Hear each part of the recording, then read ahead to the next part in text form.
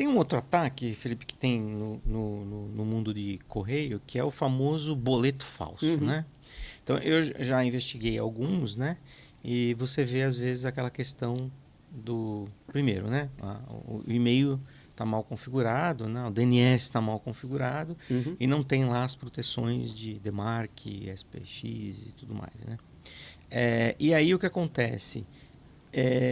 Acaba aí, sei lá, um cliente seu acaba recebendo um boleto falso que não saiu da empresa, saiu de um e-mail ou parecido ou até espufado, né, em alguns casos.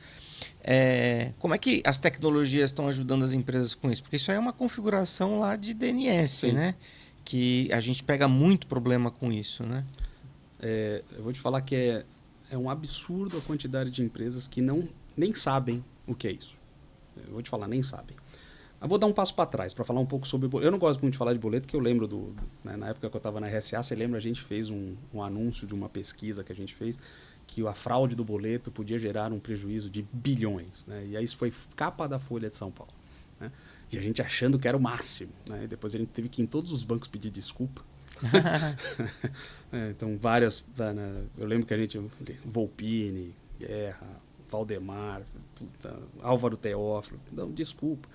A gente ligou para avisar que ia publicar, mas não deram muita bola, mas quando o negócio saiu, porque o que acontece? As pessoas começaram, então não confio. Cara, teve um estouro de gente indo para agência, a gente realmente... Então, eu não gosto, falar de fraude de boleto, eu lembro de uns problemas. Na verdade, era um problema real naquela época e continua sendo. Qual que é a diferença? A diferença é que antes, a fraude do boleto, você pagava um boleto falso, quem pagava o prejuízo? O banco. A instituição financeira pagava. O que aconteceu? As instituições financeiras começaram a melhorar, obviamente, as suas políticas de segurança, começaram, de certa forma... tem gente que fala que terceirizou a questão de segurança para o usuário, eu acho que não, ela ajudou muito a conscientizar os usuários, né, de que segurança é importante, fez a parte dela. Né? O que acontece hoje se você recebe um boleto fraudado de uma empresa, por exemplo, de telecomunicações?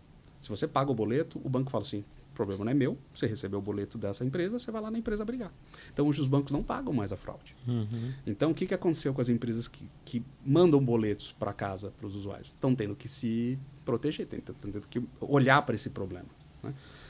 E, cara, a forma mais fácil, na verdade, a única forma de você fazer isso é o que você falou, né? DMARC, DKIM e SPF, que são protocolos públicos, né? Que todo domínio de e-mail possui, e se você não trata, você gera esse problema. Né? Você pode fazer isso de forma manual, não sei se você sabe, mas todas as empresas recebem, né, a tabela lá dos DNS, é só você ir lá e configurar na mão, o que é humanamente impossível.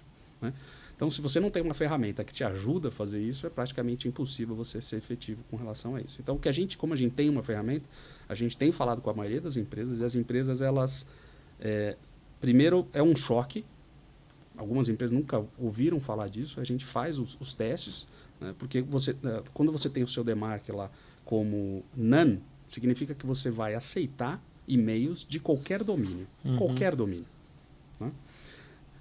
E pior, você vai permitir que domínios falsos cheguem na caixa do seu usuário. É isso. Basicamente é isso que acontece. Quando você consegue mudar isso para reject, né, ou seja, você garante que o teu domínio está protegido, você só vai receber e-mails de domínios válidos, certificados. Então, você elimina o problema de fraude interna também da empresa. Né?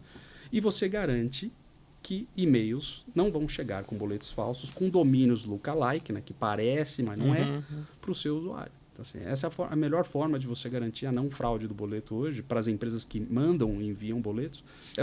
Avaliar o seu cliente, ir lá ver, fazer uma avaliação no DNS do cliente que ele vai mandar o boleto. Exato. E quando você tem fraude, né, lembra quando os caras subiam computadores para fazer fraude e tal, com sites falsos dos bancos? A gente tinha o takedown, né? Lembra do famoso takedown? Então você contratava uma empresa de serviço para fazer o takedown daquele servidor, o que é praticamente impossível. O servidor está lá, não sei, na Rússia. Você vai falar com o provedor na Rússia para desligar o computador? Esquece, não vai acontecer. O que a gente faz para evitar domínios lookalike? A gente faz o que é chamado virtual takedown. Eu vou na tabela de DNS e falo, esse domínio não tem que estar nos DNS, não tem que mandar e-mail em meu nome, fingindo que sou eu.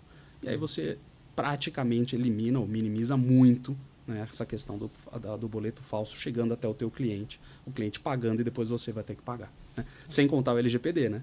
Porque se você receber um boleto falso de uma empresa, é porque alguém sabe que você é cliente dessa empresa. Então, significa que os seus dados vazaram. A LGPD também pode atuar. Tem esse detalhe, né? Ou às vezes fraude interna, né? Sim. Que tem... A gente já pegou casos de fraude interna. Tipo assim, houve conluio, né?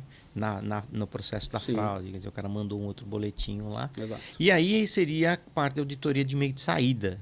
Exato. Que seria outra coisa que você também deveria monitorar. Né? Então, temos os e-mails entrantes e tem os e-mails saintes. Como é que você vê isso? Quer dizer, como que as empresas podem se beneficiar com tecnologias um pouco mais robustas, não única exclusivamente só aquela que está lá no switch? De novo, é o que eu te falei. A melhor forma da gente provar que ele realmente precisa... Eu vou te falar, teve uma ou duas POCs em que realmente o cliente, a gente chegou à conclusão que não, realmente a solução que você implementou e da forma como você implementou está muito bem implementada. Né? Não faz sentido a gente ver. Mas 99,9% dos casos a gente realmente mostra que o good enough não está sendo suficiente, ele realmente precisa evoluir. Né? Aquilo que a gente fala, a gente chega em clientes que falam assim, não, eu tenho um anti-spam, não preciso de vocês. Assim, cara, primeiro que não é nem mais anti-spam, né?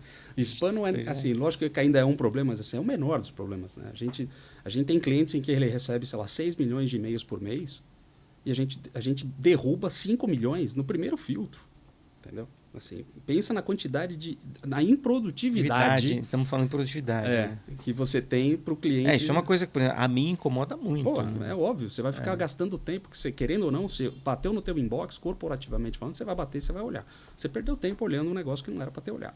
Né? Nem que seja para deletar. Né? Então, assim, tem clientes que dizem, imagina, 6 milhões de e-mails por mês ele recebe no domínio dele, 5 milhões a gente filtra na primeira paulada. Varrida. Então, assim, é produtividade, é segurança, né? Interna e para fornecedores, para clientes. Né? Então, você acaba, quando você faz a proteção de domínio, você estende isso para os teus fornecedores e para os teus clientes. Né? Então, também é uma questão até de responsabilidade, né? Da segurança da sua empresa. E quando a gente fala que segurança é meio intangível, né? Quando a gente vai falar para um cliente, mas se eu... não tem problema de ataque. Você sabe que teve uma pesquisa vou te falar, uns 8 anos atrás, pelo menos, com CIOs no IT Forum. Né?